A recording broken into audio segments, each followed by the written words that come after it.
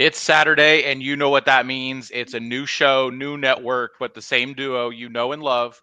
We are back. I'm Nick Wetosh. This is Josh Frazier, and this is Saturday SmackTalk on the Tired Sports Network.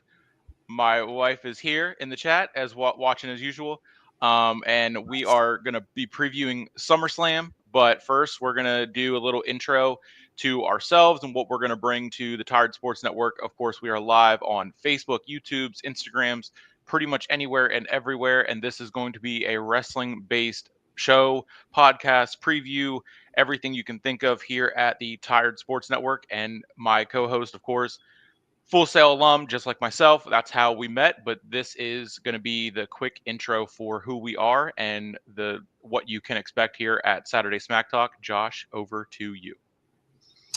Welcome in, guys. Like Nick said, Full Sail alum. We were in class together, graduated together. I run Lace 'em Up Sports Media, as well as working with the Tired Sports Network. Super glad to be here. We're going to be covering WWE full time, and when the NFL season and college football season starts, we'll also be adding some coverage in for that. So super excited to be part of the Tired Sports Network and cover all three of those big hitters when everything starts rolling. So absolutely, it is good to be back.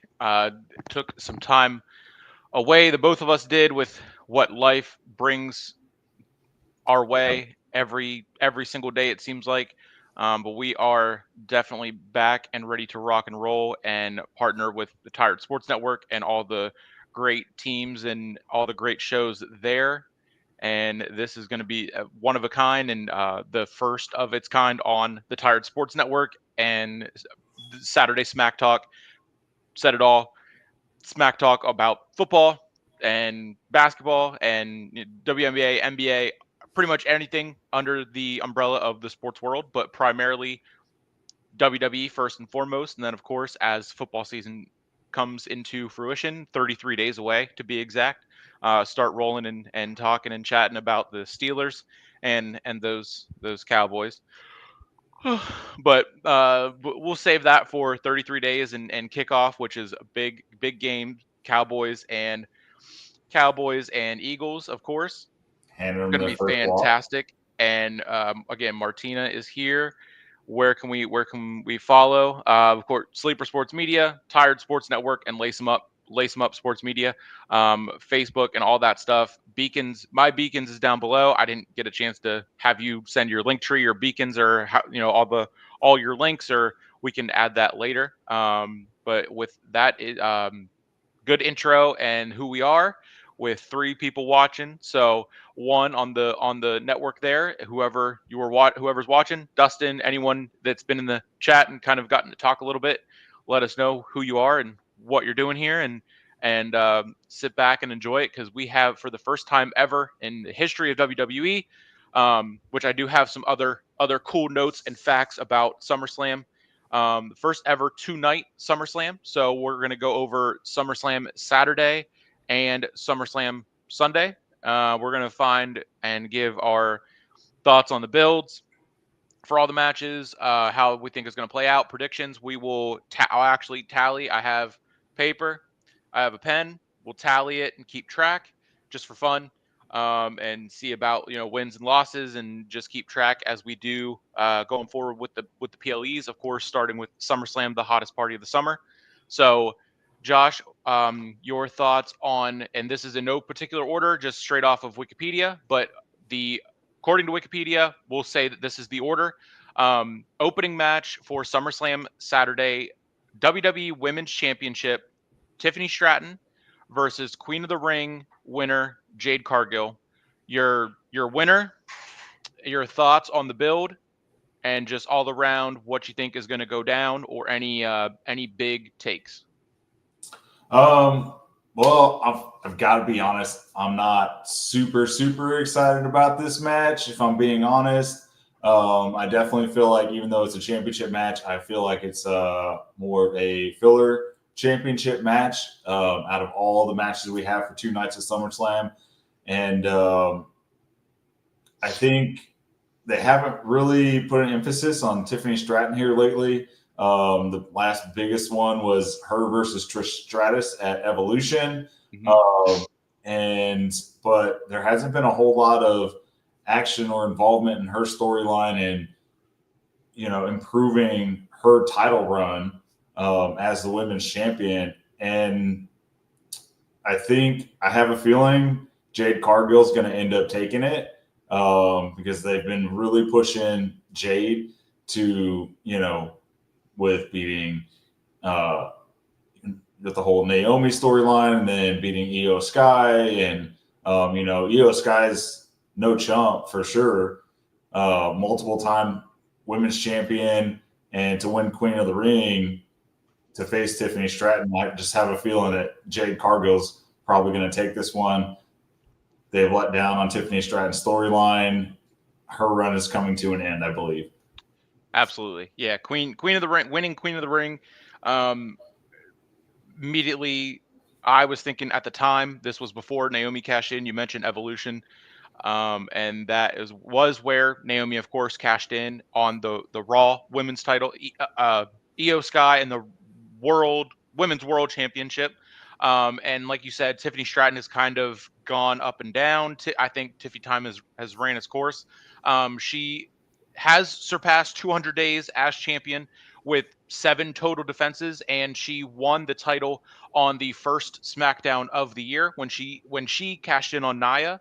And there were three of her 7 matches were against Nia Jax. The last one being the last woman standing match. She had one with Bayley, and then of course WrestleMania weekend, which was a show stealer, but they kind of dropped the ball after that one against Charlotte Flair, and then the Dream match, you could say, against Trish at Evolution 2. And there was a lot of hype surrounding this one with the uncertainty of Naomi with Money in the Bank. Um, and if it was she was going to wait, if she was going to do it and cash in on Tiffany, and then we were going to set up their trilogy for the world title at SummerSlam. But then, of course, that would put it, in uncertainty of, well, Naomi just cashed in and they've been building Jade, and it's time for her to be champion, but Naomi just cashed in, don't want to waste it. So I think it ended up being the way to go. They just didn't recover well enough with Tiffany and the rest of her build. They kind of were like, okay, well, we're going to go this way. And then they had nothing else left. And Right. Martinez is there. Jade better proceed with caution still. Absolutely. I think what they could be doing, setting up for, we know Crown Jewel is in October in Australia. So they could be setting up for the champion versus champion, since we don't do that at Survivor Series anymore, because it is War Games now. You could have champion versus champion like they did a couple years ago when they did and Liv and Nia, I think it was at the time, and they did like the Yep. big stupid giant gold diamond Yeah. championship, and the champion Yeah. of all champions or whatever. They could be doing that, but I guess time will tell. But yeah, I have Jade taking this one as well, and Tiffy Time has run its course. Yeah. And Um, yeah, while sorry, Tiffy go ahead. Time's run its course, like it was a good run. Yes, You know what I yeah, mean? Like for Tiffany Stratton's first run as a champion, I mean, she beat Charlotte Flair, she beat Nia Jax, she beat one of the greatest women's champions of all time, and Trish Stratus. And it was a solid run. When the fans were high on her, they were absolutely on fire. It was as high as it could possibly be, and it was just unreal. Her music starts and everyone's chanting "Tiffy time, Tiffy yep, time, Tiffy time." So good solid run. If it ends here, I'm happy with her run. I absolutely. think it went about as good as it could go. So Yeah, and no doubt she'll be back.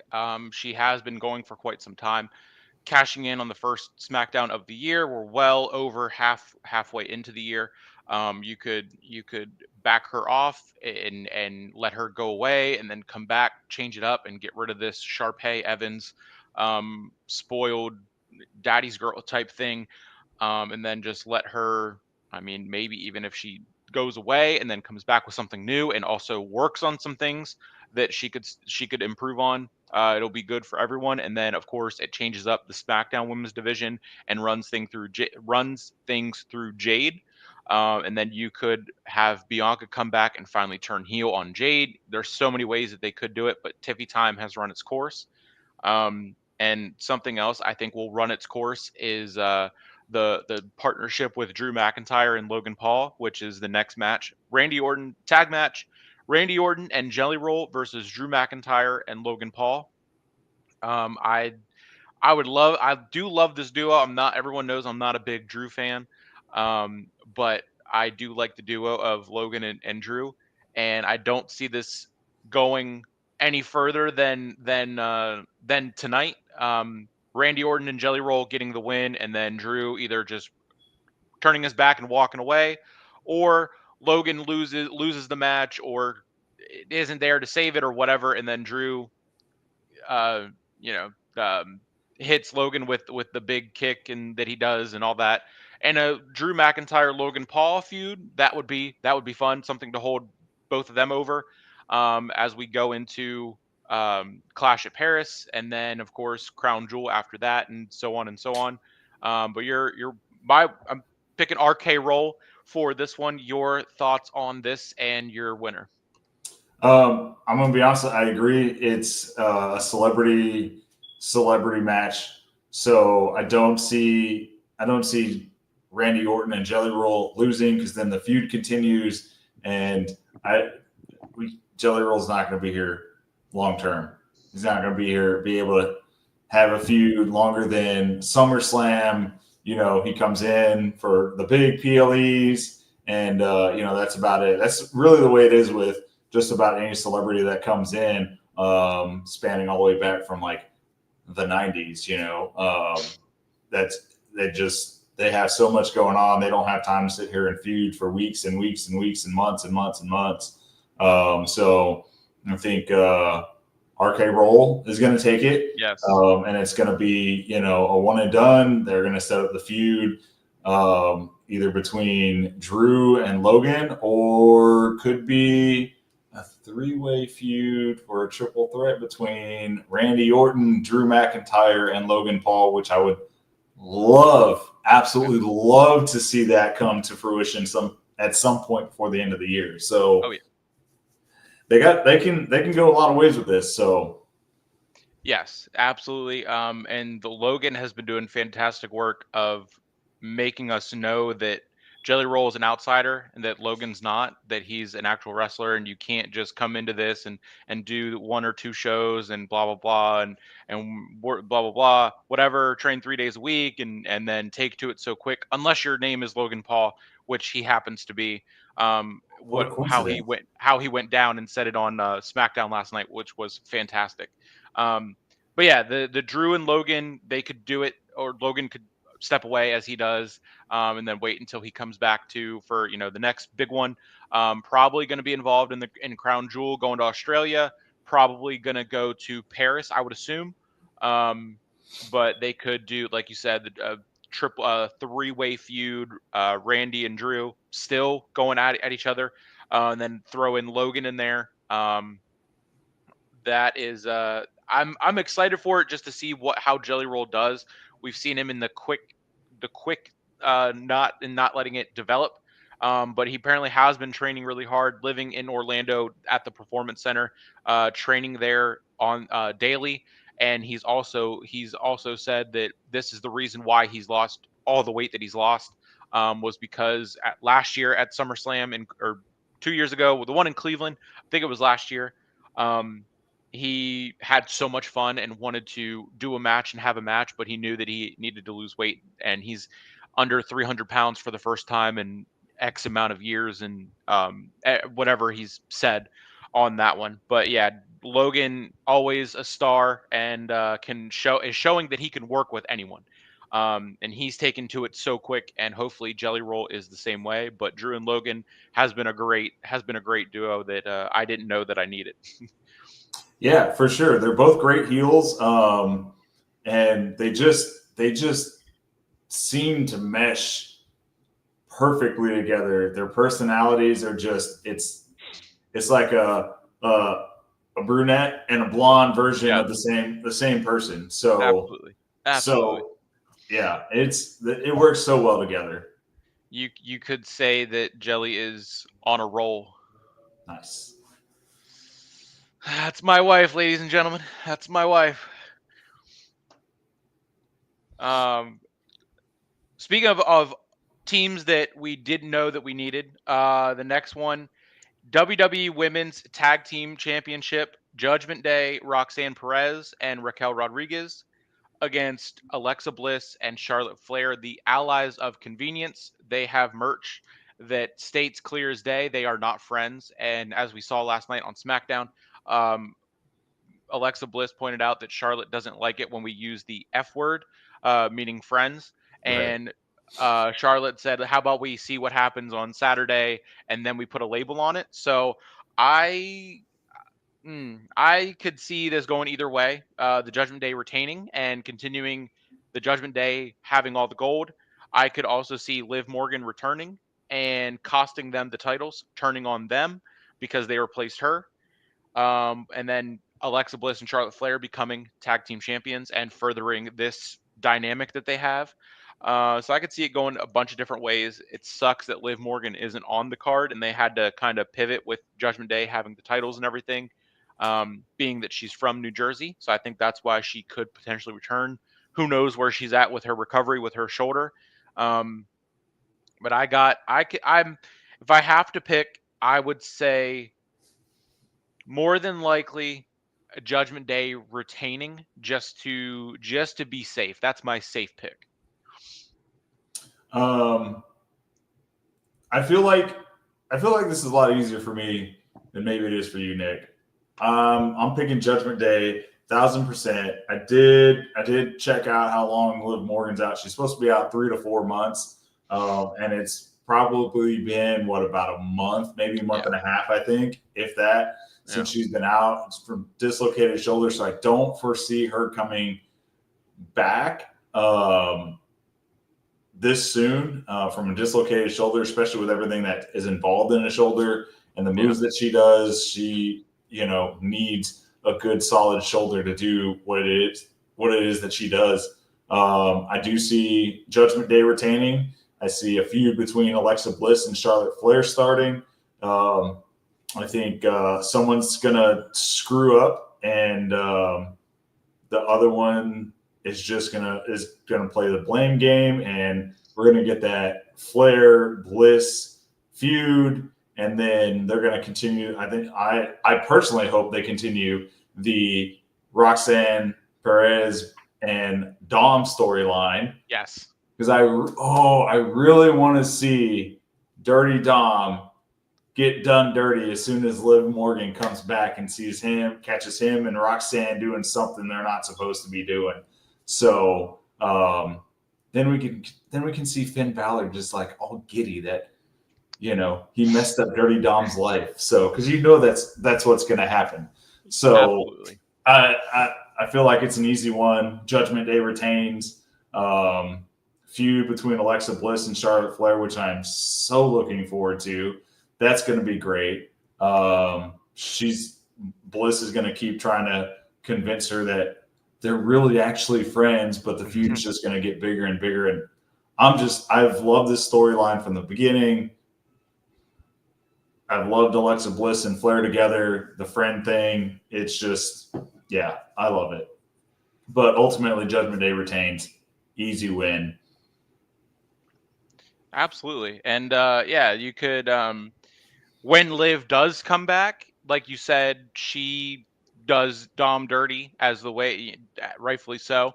Um and you got to think when does come back, going to be a big pop, big reaction.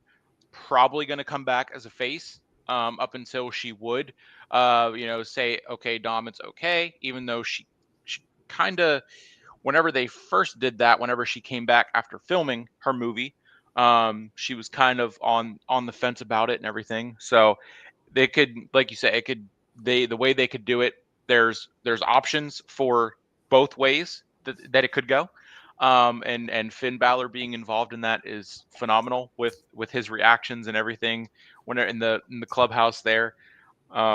But yeah, Judgment Day retaining. I completely agree. And so far we are 3 for 3 on picks here. So we're tag teaming our picks for the wins and losses, and we'll total them up next week and see how we did on the fallout of SummerSlam. And the next one, which is people might be questioning why this is not the main event. Might be. We don't really know what's going to be officially the main event for tonight.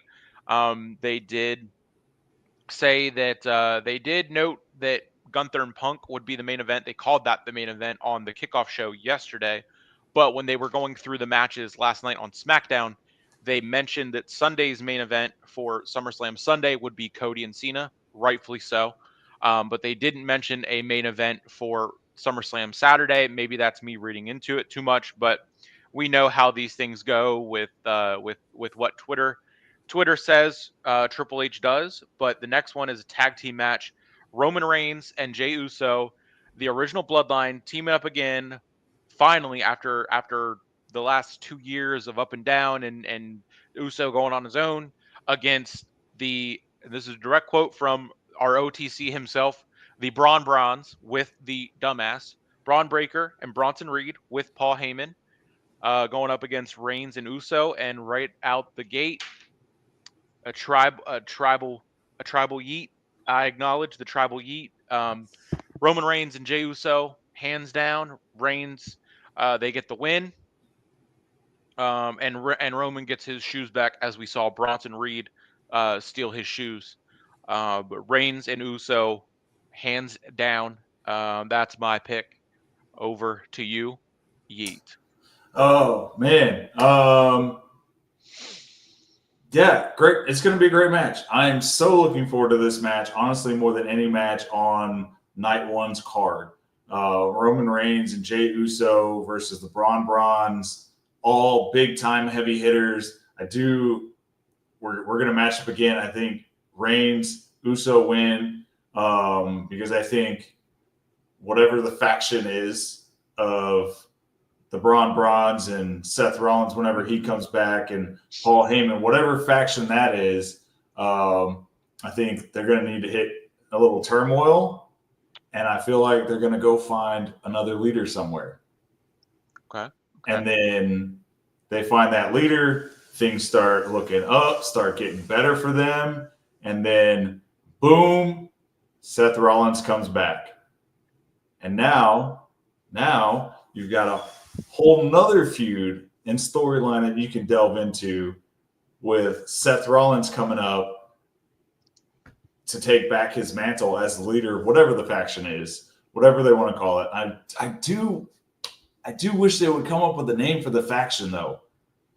So I have one. I've been calling it this since they started this one, and they haven't. You're right. They haven't given it a direct name.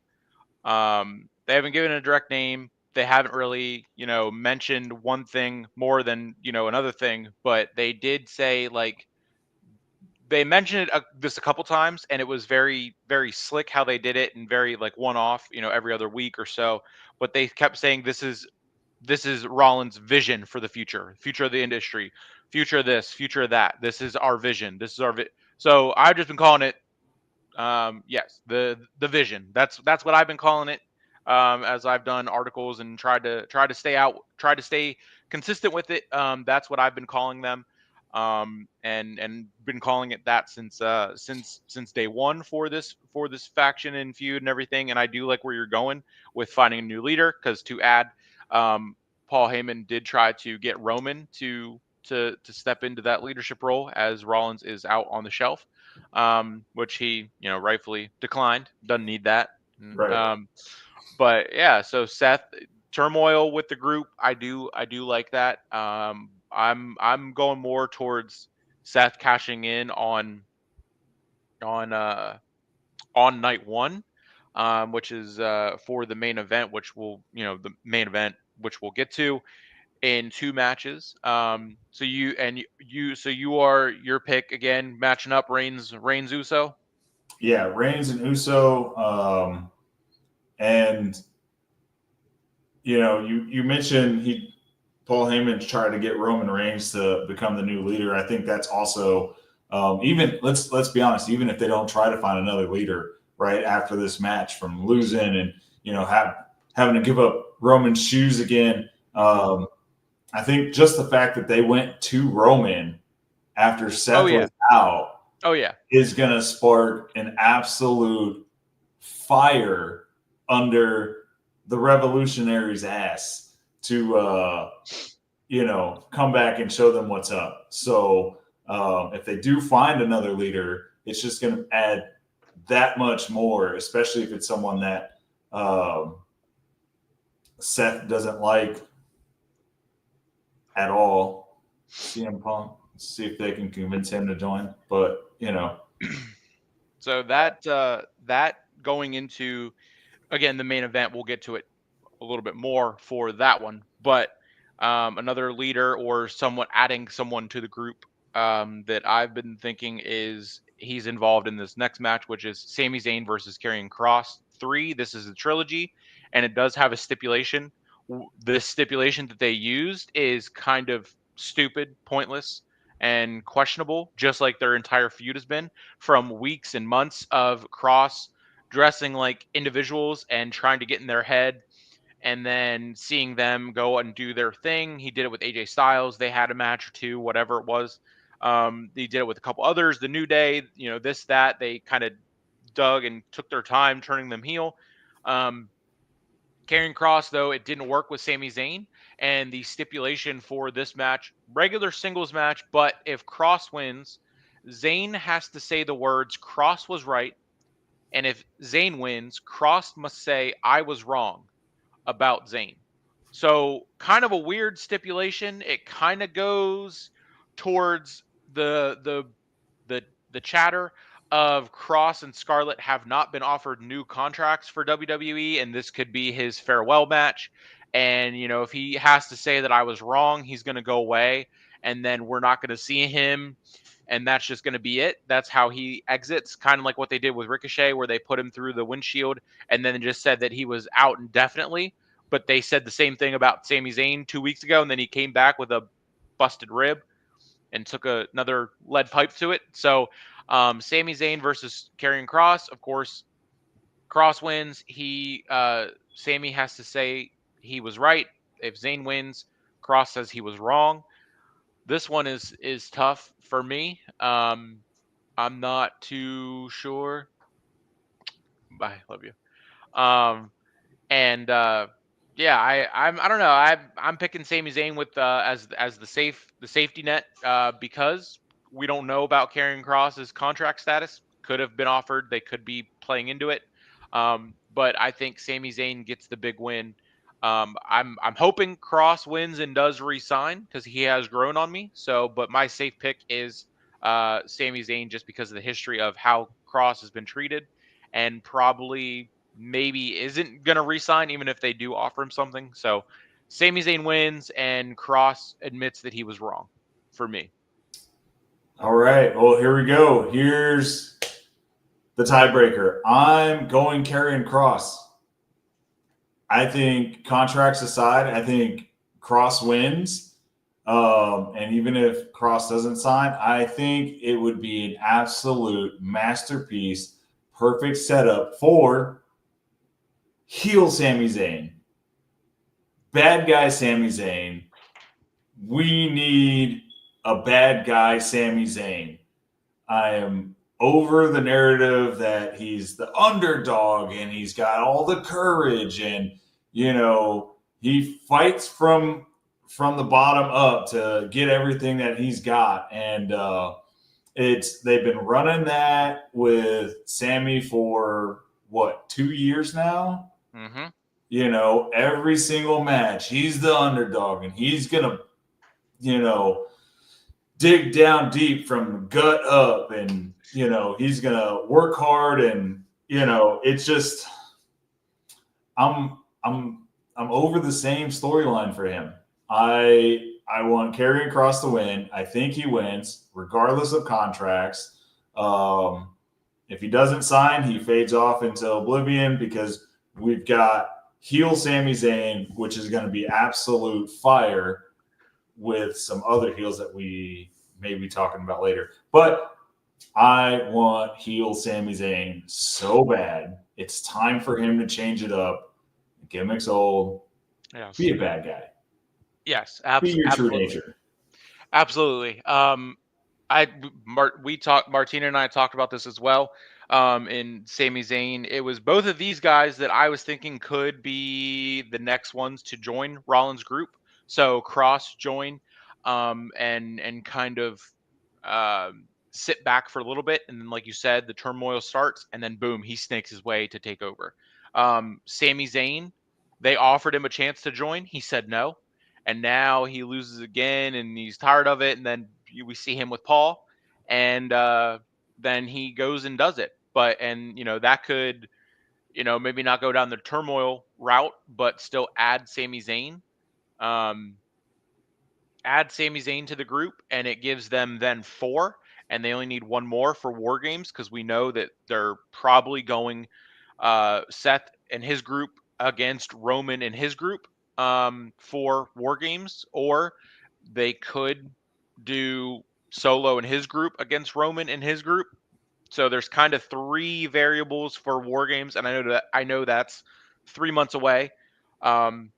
In November for Survivor Series, but that's how obviously that's how they think about it with what we've seen with Unreal on Netflix. So that's kind of immediately what I go to, and that's my vision, pun intended. Um, yeah, like you said, Sami Zayn could go off, turn heel, and go off and join other heels that we'll get to momentarily. So that is definitely our tiebreaker. So Sami Zayn for me. I do love it. Do definitely love it, and that would be pretty cool, if pretty classy of them, if he is moving on, to still give him a win on the biggest show, and then have that be the catapult that sends Zayn into the character change up. Um, and then that for Cross and WWE, but start something new with Sami Zayn. Just like hopefully we are starting something new after tonight with the main event, according to Wikipedia, World Heavyweight Championship, Gunther versus CM Punk.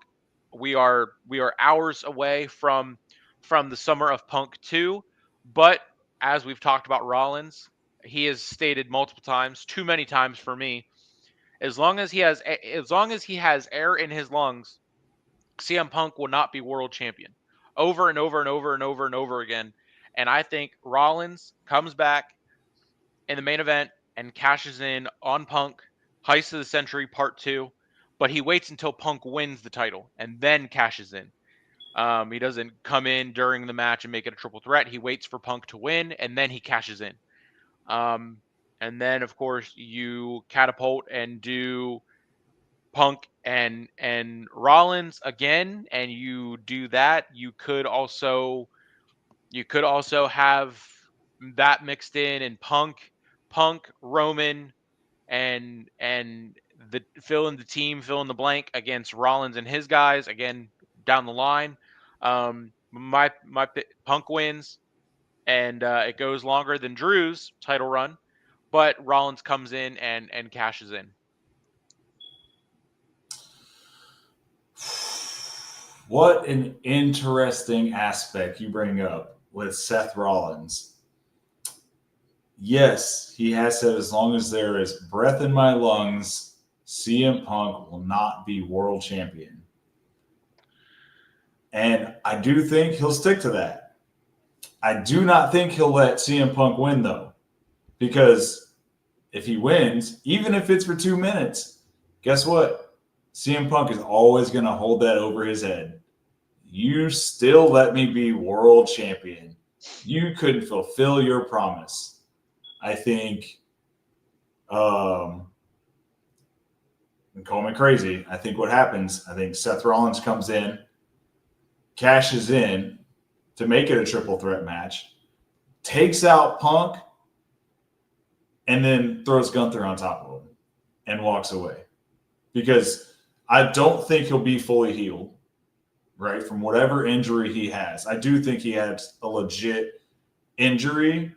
So I don't think he'd be able to hold a title run or run that title run. Mm. I think he comes in, makes it a triple threat, uses whatever he can, beat the heck out of CM Punk, throws Gunther on top, walks out. Hmm. Gunther retains. CM Punk doesn't win the title. Seth Rollins keeps his promise, and then he goes and rehabs. Whatever is wrong with his knee, he goes and rehabs. We got the Bronze that lost, and in the meantime, you get that they try to find another leader to help them out, and that continues that feud, and really everyone's happy, and it's a huge pop on top of that. If Seth Rollins came out, took out Punk, and then threw Gunther on top, that's material for WrestleMania. So Yeah. I'm thinking Gunther wins, Rollins cashes in because he can't have a long title run, takes out Punk, throws Gunther on top of him. I do like that. I do like that. And it would play brilliantly in just the mind games with Rollins and Punk that he cares more about. That also would kind of diminish the title because Rollins cares more about making sure Punk isn't champion than actually being champion. So he wastes, not really wastes the Money in the Bank, but he goes into it and cashes in with the sole intent to make sure Punk doesn't win versus also doing that but also winning the title. Because then you could have Gunther kind of go away and then come back and reinvent himself because he's getting stale as well. But it would also take out, depending on the severity of Rollins' injury, which they could be telling the truth, they could be playing us. We won't ever know. But that could be a way to avoid the chatter of why are they just holding the Money in the Bank briefcase when Rollins is out? We know he's out. We know he's injured, but they're wasting it. And even though they've already stated he has a whole year before he has to cash in. Um, Right. so depending on the severity of his injury, if it is a work, um, I and he does show up, it would be a swerve, a giant swerve, should they have him come back, cash in, and lose, and then go after Punk again, and they build that up again, and then Gunther retains and continues his mid second second reign as champion because I do have some stats on this one as well. I mentioned um, Stratton and her defenses with only 7 since January. Gunther is in his second reign as world heavyweight champion, and he 50-ish days has only defended it 6 times, and 4 of those matches were recent on a Super Show in Mexico. And for anyone that doesn't know what Super Show is, that's just like a string of house events or live events that they do non-televised. So he beat Penta in Mexico all 4 times for the World Heavyweight Championship. He of course beat Goldberg at Saturday night's main event, and then right after he won the title from Jay, in Phoenix or in Scottsdale, in Arizona on Raw. He faced Jey Uso again at a dark match at SmackDown in Nashville, which was Extreme Rules. So he 50 something ish days, his second run, and he's only defended it 6 times. Tonight will be the 7th, and the first on PLE technically, since Saturday night's main event is not a PLE. It is televised, but this will be the first PLE defense for his second reign. And I'm not a Gunther fan. I don't get it. Zero aura, zero charisma um, from him. He's fantastic in the ring, but on the mic and just presentation wise, I'm old. It's old. I'm over it. I'm tired of it. Gotta switch it up. Gotta get over this whole ring general thing. And plus, I want to see Summer of Punk too. which could we could also then get again if Punk wins, we could get Cena versus Punk, champion versus champion, um, and that would be phenomenal to do that one more time at Crown Jewel, and they could get away with it by saying it's just an exhibition, it's not an actual match that means anything, since they did bill the last time as Punk Cena for the final time or whatever. But that would be definitely be a way to end night one.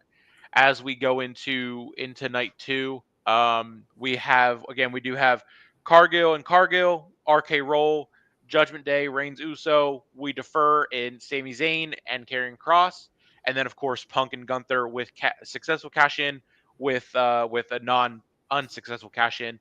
So we'll keep track of that. That's night one for SummerSlam, and we go on to night two tomorrow night.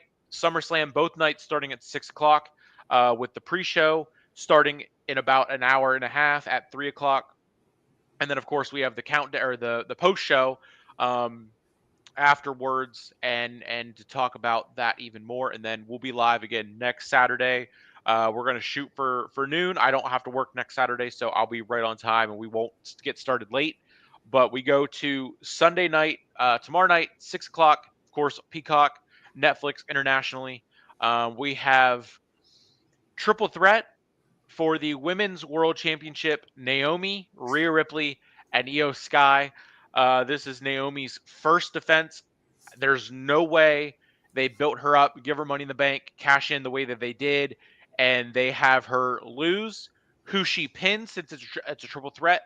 I see them having her pin Io Sky, just because Rhea Ripley is kind of on the protected side of the talent, and I could see her and Rhea continuing the feud, and you could drop Io Sky back into which with damage control.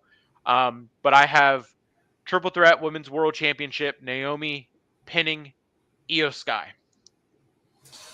Oh man, I've gone back and forth on this so much because really anybody could win, and there's always that threat that Jade comes out and takes Naomi out, to make her suffer for what she did to her and Bianca with the tag titles and lying and like Martinez said, proceed with caution, but we know Jade doesn't do that.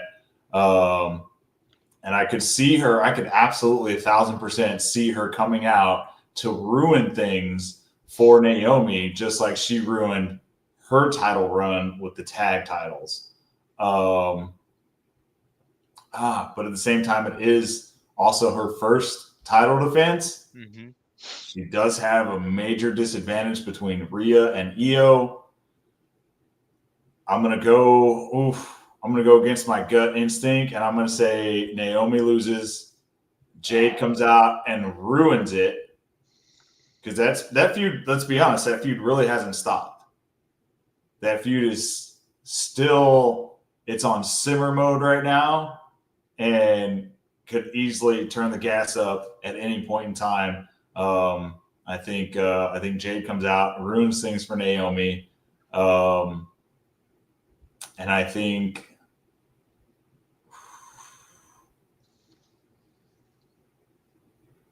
I'm going to go with the protected one. I think Rhea is going to take it over Io Sky. Okay. So I'm gonna go Rhea. This is a tough one. It could really go any way because they're all great competitors. But I love the Jade come out, take out Naomi, tell her to proceed with caution next time. Get revenge for losing the tag titles way back when, and I think Rhea, in a great match, pins Io for the title. Okay, so Rhea finally gets one over on Io, Mm-hmm. and there it is a triple threat, so there is no disqualifications. So an interference wouldn't automatically stop the match and give the title back to Naomi. So Right. very well could happen. I mean, it would be a way to it would be would be interesting to go that route. And I know if Martina is still watching or listening, since they did leave, if she is listening while driving, I know she is not. She is in the car saying no yeet, no yeet to that. Doesn't want to see Naomi lose on her first defense, and I don't either. So I'm feeling the glow and proceeding with caution. And I would say for you to proceed with caution, with the words here that have been spoken. But Rhea finally getting one over on Io Sky. As we know, Rhea's never beaten Io Sky. That would be a moment, and also be a moment for Jade and Naomi. That could then send Naomi back to SmackDown and feud with Jade, as she, at that point she would be champion. Um, and then you could have Bianca turn on Jade for going after Naomi, and then when she comes back, and then you could of course do Naomi and Bianca going after Jade, and then maybe that could lead to them finally calling up someone like Lash Legend or Jada Parker, Right.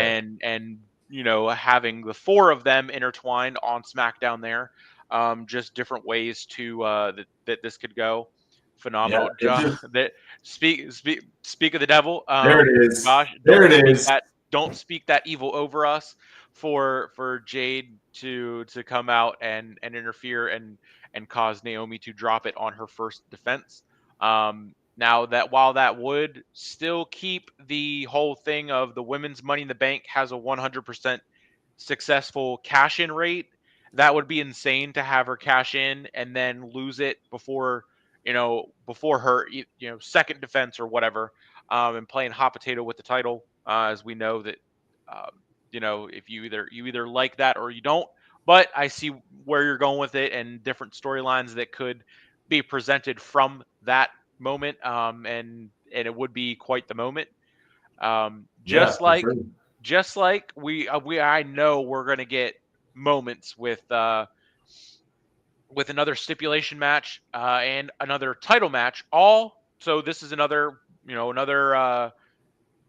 fun fact about SummerSlam this year. All seven or six matches on WrestleMania on SummerSlam Sunday are all championship matches. They're all championship matches. So all gold is on the line on Sunday. We have the Women's Intercontinental Championship. Much like Jade and Naomi, their feud that's been ongoing but stopping and starting and going and pausing and playing and personal as personal can get. We have a no disqualification, no count out, last chance match for the Women's Intercontinental Championship. So that means if Lynch wins, Valkyria cannot challenge Becky for the title as long as she's champion. And then, of course, I'm assuming vice versa. If Lyra wins, Becky cannot challenge her for the title for as long as she would remain champion. Lyra, of course, won the title back in January and was the first women's intercontinental champion. She had a couple matches with Dakota Kai before her release. Maybe with Ivy Nile, I think maybe one or two. Then of course, then with Becky and Bailey has been intertwined in there. So Becky has kind of been bumping up the prestige of the women's intercontinental championship. But Lyra has been doing fantastic, and has been great to see her paired with Becky, as the history behind them, behind the two of them. We don't have to go into it because it's right there in front of us. Mentor, mentee, and turning and everything. Becky retains and continues to elevate the title, and we get Bailey interfering, and Becky and Bailey go into the next feud for that Intercontinental title, with ultimately Bailey winning the title from Becky. Yeah, I'm kind of on the same page. I think this is an easy one to call. I think Becky wins, Lyra loses, Bailey comes out because we know they've got that feud going. It would be a complete waste of when Lyra Valkyria screwed up Bailey's match against Becky just a few weeks ago, and I think Bailey's got to get her revenge, Yep. and with Lyra Valkyria out of the way, because I did look it up. It looks like it's just Lyra that can't challenge Becky for the title versus it being both ways. So um, if I'm Bailey, it's easy for me. Make sure Lyra loses, Mm-hmm. right? She's instantly out of the picture for the Yep. IC title. Yep. Okay. And then you go after Becky. You win the title. Boom. Now we get the feud with Lyra and Bailey, which is going to be absolutely fire, Yep. especially with how she's handled the storyline with Becky and her improvement on her promos and her mic skills. And, she's always been a great wrestler. Absolutely phenomenal. I love watching her in the ring. And then, of course, Bailey's just a vet. She's a great vet. So, and then I think Becky takes a short break, right? Because we know she's not 365 days. She's not Yep. the women's John Cena anymore, right? So, yeah, I think Bailey comes out, screws Lyra, then wins the title from Becky. Becky takes a break, and then we get that feud that's been slowly building up back and forth between Bailey and Lyra, and it just, escalates, and it's going to be an absolute phenomenal feud. So, super simple one to call for me. Yeah. Yeah. Yeah. That is 1,000% the way that I see it going too. And it lays down the foundation for everything to work perfectly, exactly the way we both just laid it out. Becky goes back to filming whatever it is she's filming next, Star Trek or whatever next Netflix movie is gonna want her. Like you said, she's not definitely not full time anymore. Bailey is stepping into that veteran role of they're kind of doing her like they did bum ass Corbin a couple of years ago, where she's just down on her luck and she's speechless and doesn't have anything else to say, which is unusual for her, of course. Um, but is stepping into that role of being the one to take someone like Lyra under her wing while Becky was away, and then elevate and do the feud and see if they can go. Kind of like in a way Charlotte with Tiffany.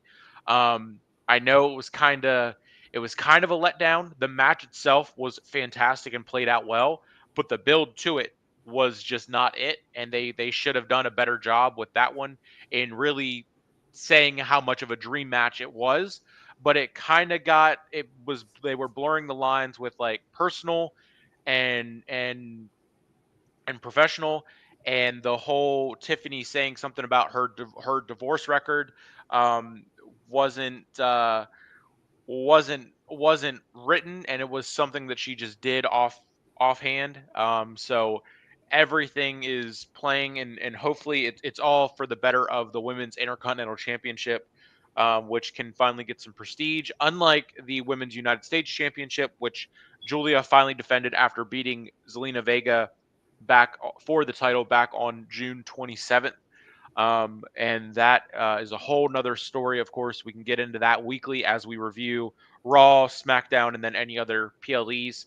And that is a fantastic segue, if I do say so myself, from the women's U.S. Championship to the men's U.S. Championship that has no problem being. Oh, wait, it does. Solo Sikoa, United States Champion, beat Jacob Fatu three or a couple weeks ago or a month ago now, whatever, and then beat Jimmy Uso um, at Saturday night's main event. He is stepping back up against Jacob Fatu, and they're stepping into a steel cage for the United States Championship. I would love, love, love to see Jacob Fatu win the title back, but again, I don't think I'm not one for a quick title change, a hot potato with the title.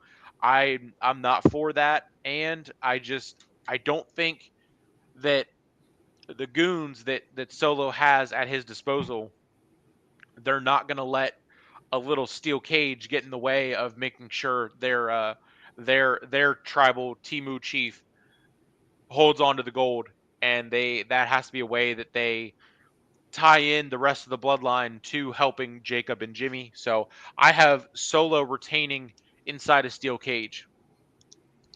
Yeah, again, it's all championship matches, but at least a couple of these are easy to make predictions on what's going to happen.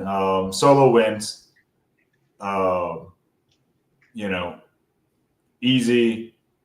We're going to have some interference from his goons. I think we're going to get Jimmy and Roman.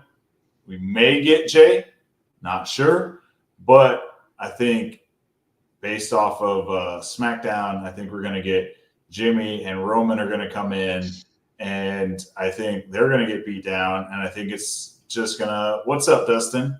I think it's going to start the setup and the build to War Games. So, it's just for Jacob Fatu to win and get the title back, it just kind of douses that flame that you've got the ember right here. Now you can throw a little gas on it and you can build it into a gigantic giant bonfire in time for War Games. And if Jacob Fatu wins, it just puts that ember out, and then you've got to start all over. And so Fatu loses, Solo wins. Roman comes in, Jimmy comes in, Jay might come in. They get beat down one by one, and it just starts the setup for War Games for Survivor Series. So, absolutely, it's they can, and Dustin is of course here in the chat there on Facebook. What's the biggest fight we're looking forward to this weekend? We did go over it, went over it at least for me. I won't say that because I'm excited for both nights because they did a really good job of splitting up the matches for sure. across both nights. Um, I'm pumped for Roman Reigns as we see him in another stadium show. We see him teaming with Jey Uso. I'm excited to see Logan Paul go out there and show out, and hopefully Jelly Roll do well. And I'm excited to see again Punk win a title. And hopefully them do right by Karrion Kross and do something there. But I'm also excited to see what we're going to talk about in a couple matches here with the WWE title, and hopefully a I guess we can't say a double turn since we already got a turn last night on SmackDown, but a turn nonetheless. Yes, Jelly Roll, the singer, is in a tag match with Yep. Randy Orton, going against Logan Paul and Drew McIntyre. I should have had the graphics ready to go to put them up on the screen for anyone that doesn't watch wrestling on the daily, but is going to start thanks to us bringing our knowledge and our presence to the already fantastic and stacked Tired Sports Network, with coverage in every other sport you can imagine. Tons of great shows out there, a fantastic lineup with great people, and fantastic shows and everything you can think of. I think we do, or I did have the QR code maybe on my phone to throw up there. Um, Everything will be linked below, or I'll go back in and add it, and then next time we'll be prepared and throw the QR code up there that you can of course scan and then go check out everyone across the Tired Sports Network. There, thank you, Dustin, for it is crazy, it's insane. He has been training, that's why and how he's lost all the weight that he has. But we have a couple more matches to talk about, and then of course the main event of SummerSlam Sunday, which I'm also excited for. And yes, let's go Tired Sports Network. Absolutely fantastic. Excited to be here and be a part of it and build it and bring wrestling to eyes that wouldn't normally watch it, as they have with Netflix and what they continue to do with Peacock and USA Network and all that good stuff. And on Netflix, you can find Dominic Mysterio, which he is currently the Intercontinental Champion. He hasn't defended it on TV. Um, I can't even think of the last time that he defended it on TV, if he has at all. Don't know if he's defending it at house shows. So You can say that he is falling into that the heels not defending the title and doing that really well, but he is going up against AJ Styles for the Intercontinental Championship, and I'm not a AJ Styles fan by any means, but he has been stepping in and doing some great work with the comedic relief. And I wouldn't be upset if he wins the title and gets one more run before he eventually hangs it up in the near future. Um, I would love to see Dom win, and I'm going to go with safe pick uh, with um, with the with Dom. Well, I guess I won't say that because I don't want to get on the role of titles not changing hands since we do have all title matches. Um, so I'm going to go AJ Styles winning, and that leading to breaks and Roxanne, as we talked about earlier, Roxanne consoling Dom after he loses, and Dom kind of being like, Finn, where were you guys? Why weren't you out there to help me make sure I win? And then they go down that route. So AJ Styles winning the Intercontinental Championship at SummerSlam. Yeah, same here. AJ Styles wins. It's going to be tough, but the big storyline in Judgment Day is not that they have all the titles or that they have any titles at all, but that Dom has the IC title and it's his first title in his 20-year career. Right? Second, he won the North American. He won the North American Championship. Second title. Second. Third, he's been a tag team champion as well. He was a tag team champion. Third title. First singles main roster title. Right. If we're going to get specific. Exactly. So, I think he loses the title to AJ Styles, and perfect opportunity for him to be consoled by the closest female to him right now, since Liv is gone, Roxanne Perez. Okay, and Liv Morgan has never liked her, and then on top of that, she's taken her spot in the tag team championship. I mean, the heat. Dom might not survive. Let's be so for real here. Liv may murder him, and I would, because she's got a little bit of that crazy. Oh yeah. I believe. Oh yeah. If you did her wrong, you did her dirty, she could murder you. Dom may have either, if he's not murdered, he may have a real injury next time. If she comes back and sees Roxanne consoling, Dirty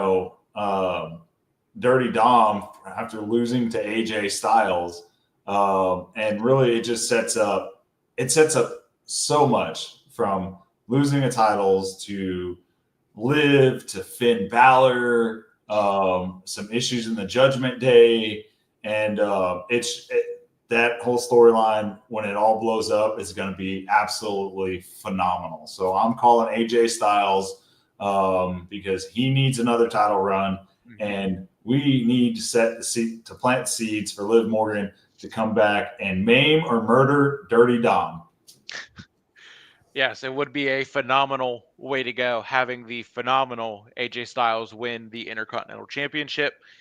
And that me picking him is very last minute. I was thinking of going with Dom, but then I realized that the way I've been picking with champions retaining outside of course having Punk win with a Rollins cash in, so the title changing hands twice.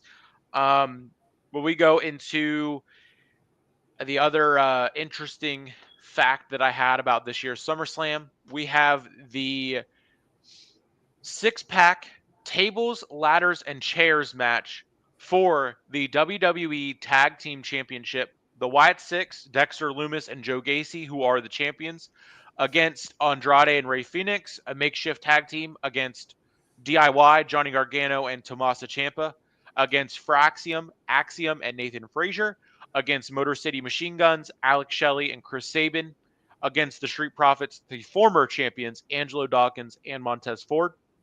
This is the first time that we saw a tables, ladders, and chairs match, and I believe the only other time that we saw that at SummerSlam was 25 years ago on August 27th or 28th in 2000, which is insane.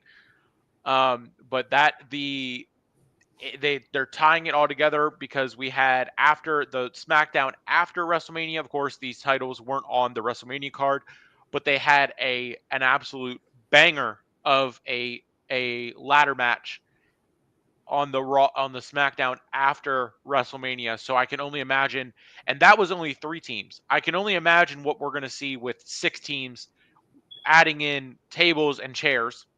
Um, this one is tough as the Wyatts just won the titles, but I also do like the chemistry of Andrade and Rey Fenix. I do like Fraxium and their chemistry. I think that they're ready for a title.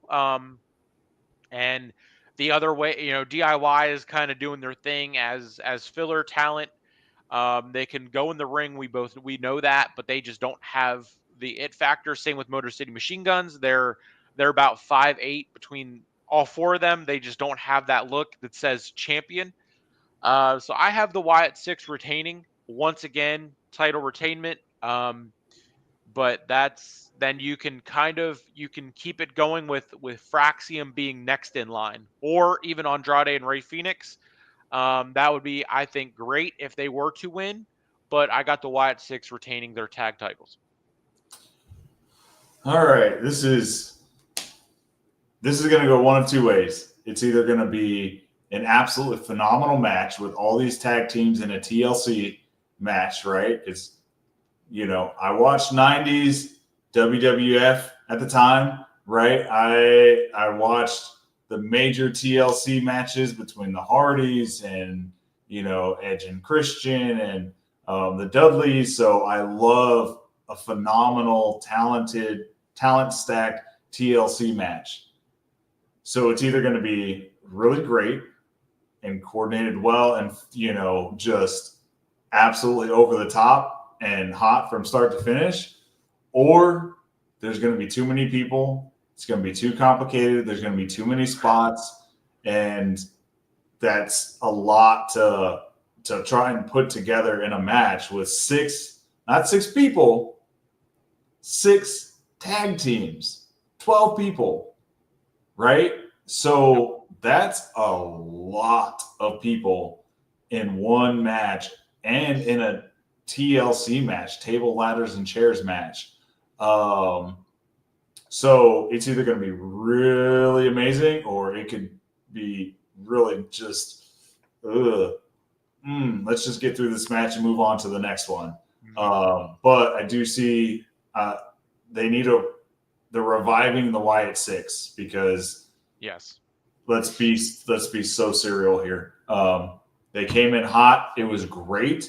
Then it got stagnant, and then it kind of picked back up, and then it didn't go well, and they went away for a while. They came back for Bray Wyatt's birthday, and now they're in the tag team division, and they've got the titles, and it just feels like they're trying to revive the Wyatt Six and fix all the things that went wrong with their initial run in WWE. So I see them retaining. It's going to be the slobber knocker of a match. I hope it goes well.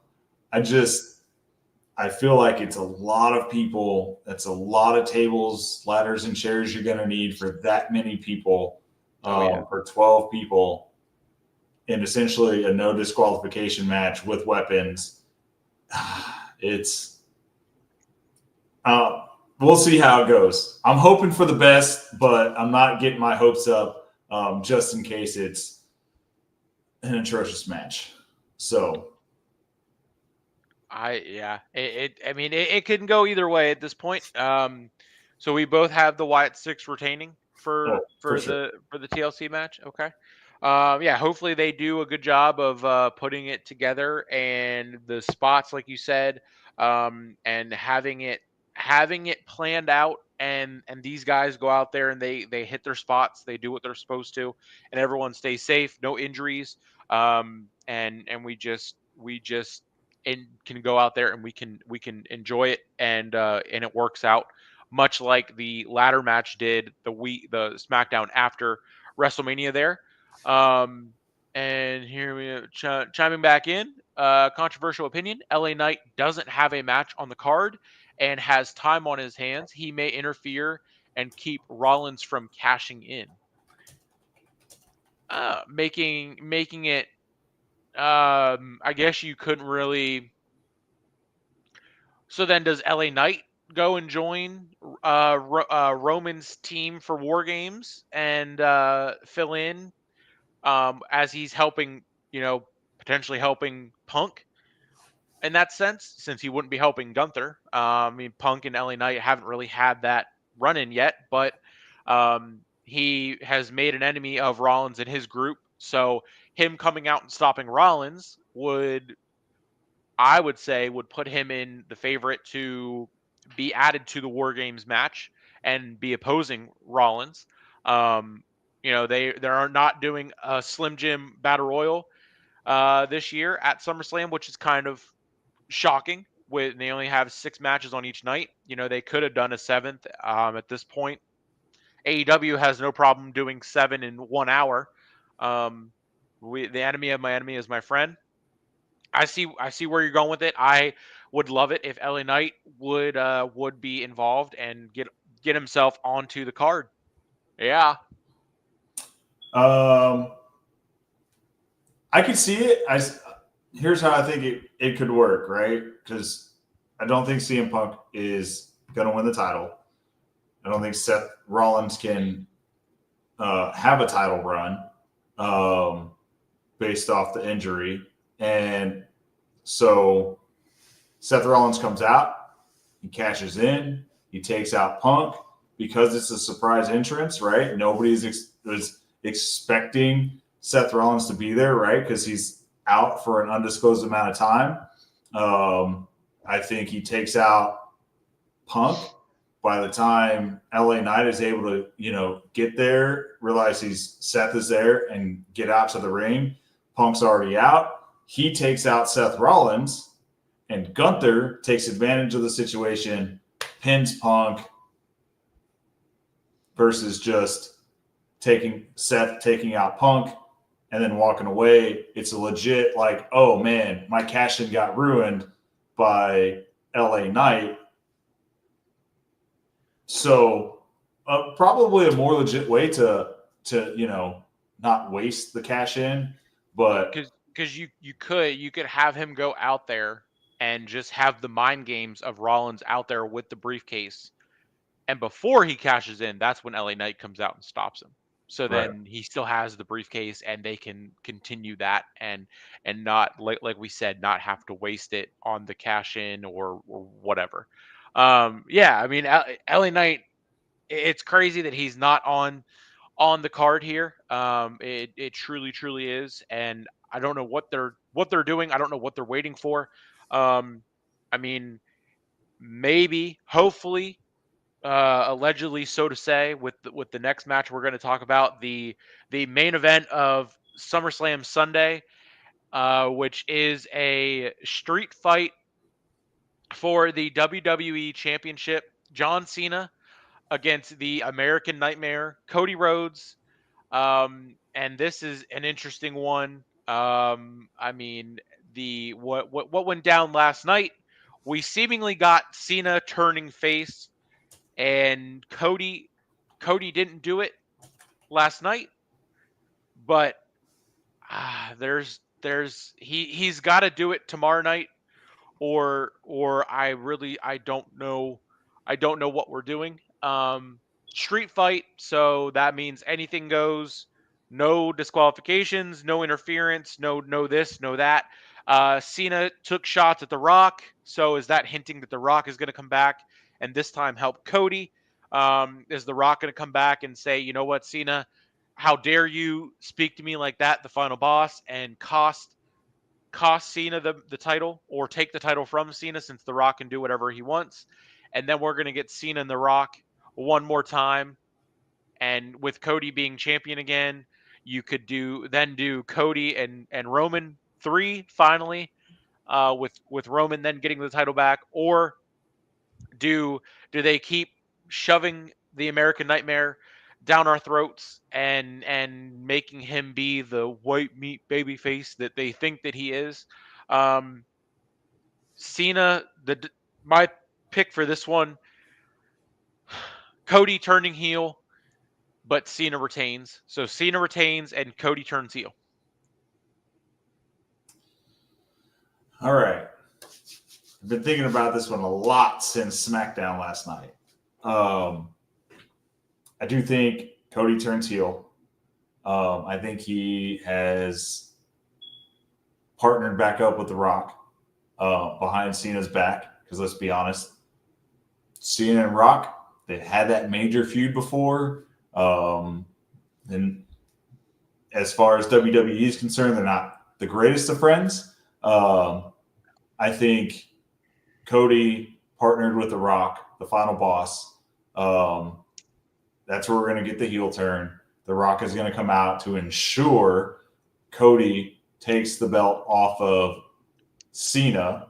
I think we've had a good heel run with Cena. I think this is the absolute perfect time. Seeing it now, I'm glad we didn't get Cody heel turn earlier when Cena turned heel. I think looking back at it now, it really wasn't the right time for that to happen. SummerSlam would be the right time for that to happen. I think Cena loses. We get heel Cody because of The Rock. Rock comes out, rock bottoms, Cena, people's elbow, takes him out. Cody wins. And then afterwards, we see The Rock and Cody Rhodes shake hands. And that's when everyone's like, he sold his soul to The Rock. Yep. Just like back in January when The Rock came out, and the first thing he did was he acknowledged Cody Rhodes, and they showed that they had the Terramana backstage, and their moms are hanging out now, and that they were cool. And then that's when The Rock wanted his soul. Of course, it all bringing it back together. Fantastic, phenomenal. Where you're going with this? Yeah, no, absolutely. I think it gets the belt off of Cena before he retires because he doesn't have that many appearances left. Right, we're at this point over halfway through the year. I think he's for sure got less than 20 appearances before the end of the year. Yeah. So it gets the belt off him. We got a good, solid Cena heel run. It was great. Phenomenal promos, great matches. Cody Rhodes wins because of The Rock. They shake hands. And then let's go back to Seth Rollins, right? Hear me out. Seth Rollins comes back after Paul Heyman and the Braun Brawns tried to get Roman Reigns as a leader. He comes back. Obviously, he's going to be a face now, right? Because he's super pissed at Heyman and Bronson Reed and Braun Breaker for trying to replace him with one of his mortal enemies, Roman Reigns. And he comes back as a face to start feuding with Cody Rhodes. Because if Cena loses the title, we can't put it back off of him. Or put it back on him, right? I agree. We're not going to have 2 title runs in 1 year and make him an 18-time world champion. So, so heel Cena said he's walking out with it. That's a great point. That's a great point. Cena. Because we've been talking about this. We've been talking about this. It was only a 4-month title reign. He didn't defend it all that much. He had a great feud with Randy Orton. CM Punk had the great match with CM Punk. And now, back to Cody. But you make a great point with him turning face. And he did say last night that he still wanted to he wanted to go home with the title, but it's not because he wants to ruin wrestling. It's because he wants us to remember him.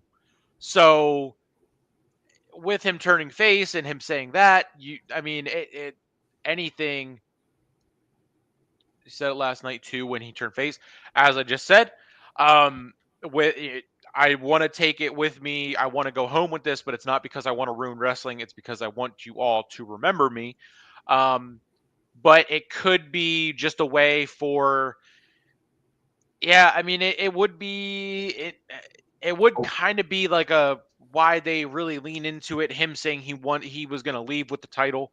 Um, who knows how it's going to play out. That's why we have to watch, because we're not as good as we are at this. We're not in the writers' rooms. Even though some stuff that we come up with is we do see it in the rooms there, and it's better than what they actually come up with. But we'll find that out for sure tomorrow night. Um, so and you have Cody winning, and the heel turn. and if we're being honest, that could also just be Cena trying to explain why he did what he did with the fans and everything, as like, I want to walk out with this, but it's because I don't want you guys to forget me. And, that could just be his justification. It doesn't mean he's going to necessarily walk out with it, but,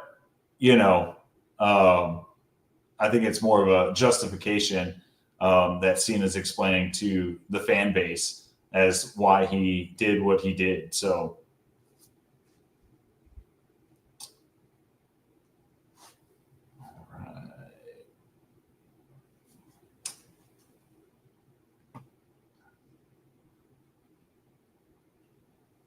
yeah, I do. I do definitely think Cody should turn heel. I've been waiting on a Cody heel turn for absolutely forever. So I think we all have, because I think a heel Cody Rhodes is just absolutely going to be phenomenal. It's a great storyline, and it's like I said, I think it's building up to he's turning heel. Seth is coming back. He's going to end that, faction, or his association with the faction with the Braun Brons and Paul Heyman, and he's going to become a face again. And he's going to be like, hey, Cody, like, what are you doing? He's going to do what Cody Rhodes was doing to John Cena. Like, this isn't you. He's going to take, you don't deserve the title anymore. Like, you're not the same person that you were at WrestleMania with that, I helped to capture the title from Roman Reigns from that evil empire of the bloodline. So, I think, we've questioned this all year, right? We've questioned this all Absolutely. year. What's Triple H doing? What is going on? Like, this could be so much better. And I feel like it's here at SummerSlam, everything's finally starting to, everything that he's been working on and building the last 5 or 6 months since SummerSlam or since WrestleMania is just finally coming to fruition. And it's just crazy to me to think at all the intricacies and how far down the line Triple H has probably actually been looking at these storylines, and it's really starting to come together here at SummerSlam. I think really we've tied in so many matches to other matches and storylines, and the end of the year I think it's going to be phenomenal. Yeah, so they're hitting their stride with the build to SummerSlam and post SummerSlam, the build towards Clash in Paris. As we know, Stephanie Vicaire is the next challenger for the Women's World Championship. I think that's the only match that we have. I'm pretty sure that's the only match that we have for that one, which is kind of insane. They are doing a lot of quick builds for these PLEs.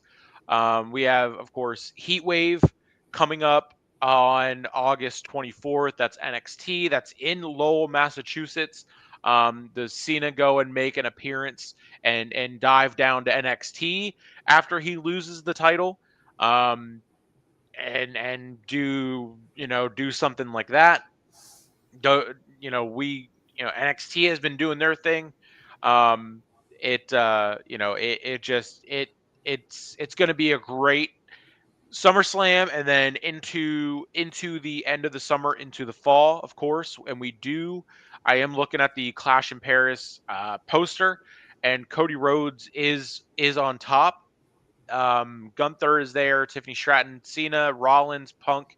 Don't know when this was updated with Rollins being injured. And then, of course, we go into Crown Jewel. That is in Perth. That is in October. So we and it looks like, again, this is according to Wikipedia. So I don't know.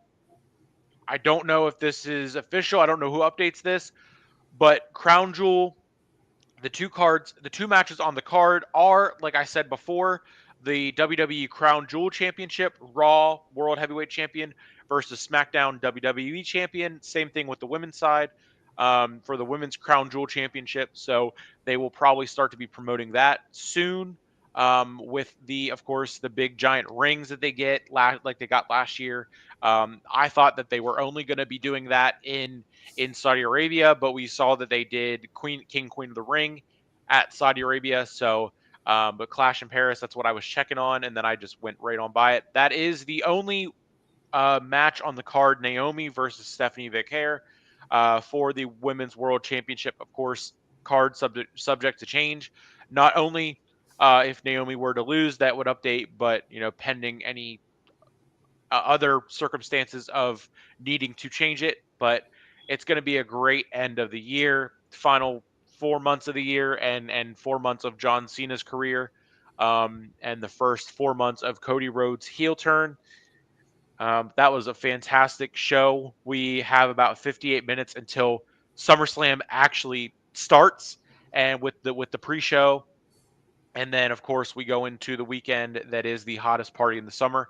And guys, I mean, holding it down here. Only wrestling show on the Tired Sports Network, and we've always been a great duo. So, pumped that we get to do this again, Josh. And I For will sure. see you next week. Once again, let everyone know where they can find you, and then we will wrap it up, cue the outro, and get ready for night one of SummerSlam from MetLife Stadium in East Rutherford, New Jersey, and just enjoy the weekend of lots and lots of wrestling. Yeah, you can find me Lace 'em Up Sports Media. I'm on Instagram. I'm on YouTube. I'm on Facebook. I'm pretty much everywhere that you can think of. So Lace 'em Up Sports Media. I'm on TikTok as well, so go follow me on that as well. The big four, and yeah, I'm super stoked to be back. It was great to get back into a wrestling show. And thanks, Martina. We do work really well together. So super excited for next week to catch up after SummerSlam and Monday Night Raw and SmackDown. So Absolutely, the fallout is going to be phenomenal, and kicking this thing off in the summer, perfect time with SummerSlam and partnering with Tired Sports, and of course me, Sleeper Sports Media, Facebook, YouTube, Twitter, Patreon. No at nodirtsheets.com for full-length articles. Patreon is a way to subscribe to get extra, and also support by, of course, month $5, and then Facebook subscription as well for $2.99. But Sleeper Sports Media or Nick Witosh anywhere on any platform there: TikTok, Facebook, LinkedIn, all the above. And that is going to do it for Saturday Smack Talk, episode 1, August 2nd, 2025, the SummerSlam preview. Both nights, first ever 2-night SummerSlam, second biggest PLE of the year. And that is going to do it. And now, nothing left to do but hit the outro and jump on the couch, get it ready, fire up Peacock, and count down until we have what is going to be, no doubt, a phenomenal weekend. Proceed with caution, stay safe, and Tired Sports Network, of course, go and give them some love. Lace 'em Up Sports Media, Josh Frazier, Nick Witosh of No Dirt Sheets, and Sleeper Sports Media, of course, presented by Tired Sports Network. We're out. Saturday Smack Talk next week on Saturday. So it's Saturday, and you know what that means, and we are out of here.